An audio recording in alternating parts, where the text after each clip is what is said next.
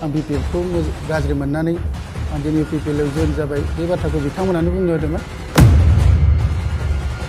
बै स्किमनि बिलनि थाखाय आङो प्रमद सारजों सावरायनो होनना थांनायावनो बिथांमोना आंखौ जर जबस्तियै जइन जाहोदोंमोन।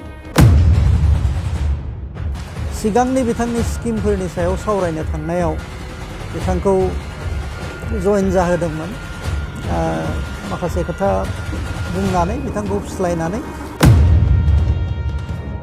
बिथांमोना बेफोरखौ जेबो सावरायालासिनो आंखौ डाइरेक्ट गामसा गावसोरनि आर'नाइ फालिखौ गानहोदों।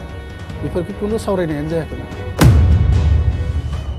12 जुन बुधबार खालि आं बिटिआरनि CM प्रमद बर' सारखौ लोगो हमनो थांदोंमोन आरो लोगो हमनायनि गुबै थांखियानो जादोंमोन जे आंहा आगोलाव BPFनि दिनाव स्किम मावनाय दंमोन 40 लाखनि। बै स्किमनि बिलनि थाखाय आङो प्रमद सारजों सावरायनो होनना थांनायावनो बिथांमोना आंखौ जर जबस्तियै जइन जाहोदोंमोन आरो आं बिथांमोनखौ बुंखादोंमोन आंथ' दिनै जइन जानो होननानै फैयाखै, आं खालि सावरायनोसो फैदों। बेयावनो बिथांमोना आंखौ जर जबस्ति खालामनाय जादों आरो किसुमान बाथ्राखौ बिथांमोना आंखौ बुंनो थिननायलाय आं किसु बाथ्राफोरखौ आं बुंनो गोनां जादों। जेरै आं BPF खौ गाज्रि मोननानै आं दिनै UPPL आव जइन जाबाय बे बाथ्राखौ बिथांमोनानो बुंनो होदोंमोन। बेखायनो आङो दिनै आगोलावबो आं BPFनि गोबां खामानि मावबोबाय हिसाबै दिनै आं BPF खौनो गारनो हाया। बेखायनो आं दिनै फिन BPF आवनो फैफिननानै आगोलनि बायसायैनो खामानि मावगोन होननानै आं दिनै BPF आव फैफिननाय जाबाय। बिथांमोना बेफोरखौ जेबो सावरायालासिनो आंखौ डाइरेक्ट गामसा गावसोरनि आर'नाइ फालिखौ गानहोदों। बेफोरखौ खुनु सावरायनायानो जायाखैमोन। आङो फैबाय थानाय समाव BPFनि आगोलनिफ्रायनो जिहेतुके आं BPF कर्मिखा, दाबो BPFनि जानानै आं खामानि मावलांबाय थागोन आरो उनावबो मावलांगोन।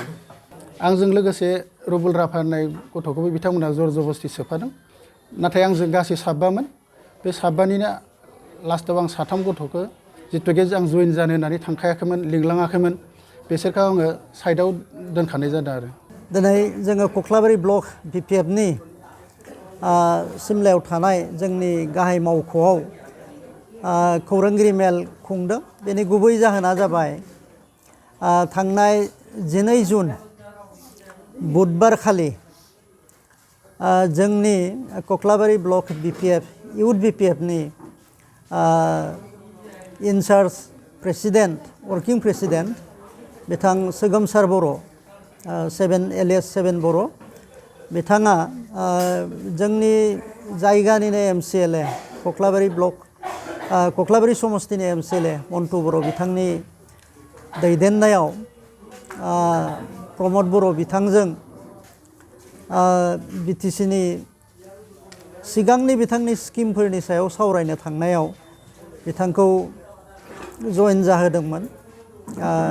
माखासे खोथा बुंनानै बिथांखौ फुस्लायनानै, नाथाय बिथां सोमावसार बर'आ सोगोमसार बर' बिथाङा जोंनि एखेबारे फुराना कर्मि, सिगांनिफ्रायनो मावबोबाय थानाय आरो सेंग्रा आफादनि इउथनि बिबानगिरि महरै बिथाङा गोबाव सम खामानि मावबोबाय थादोंमोन।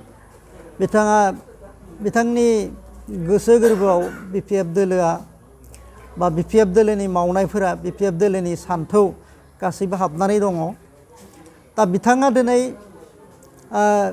12 तारिखआव जइन जानायनि उनाव 13 तारिखनिफ्राय बिथाङा जोंजों पुनर कन्टेक्ट खालामफिनो जे आङो बहाय फैनानै मोजां मोनाखै, आङो पुनर नोंथांमोनजोंनो थांफिननानै हाग्रामा महिलारि बिथाङा दैदेननाय दोलोआवनो थानानै खामानि मावफिननो गोसो, गतिके आङो थांफिनगोन, नोंथांमोना आंखौ एक्सेप्ट खालामनानै लाफिननांगौ। बिथाङा जोंजों कन्टेक्ट खालामफिननायनि उनाव जोङो बिथांखौ बरायफिनो आरो दिनै बिथाङा जोंनि गेजेराव फैबाय। गतिके जोङो बिथांखौ सिगांनि बायदिनो बरायफिनबाय जे बिथाङा जोंनि दोलोआवनो थानानै एखे बिबानावनो थानानै बिथाङा पुनर खामानि मावफिननायनि खाबु जोङो दिनै होफिनदों।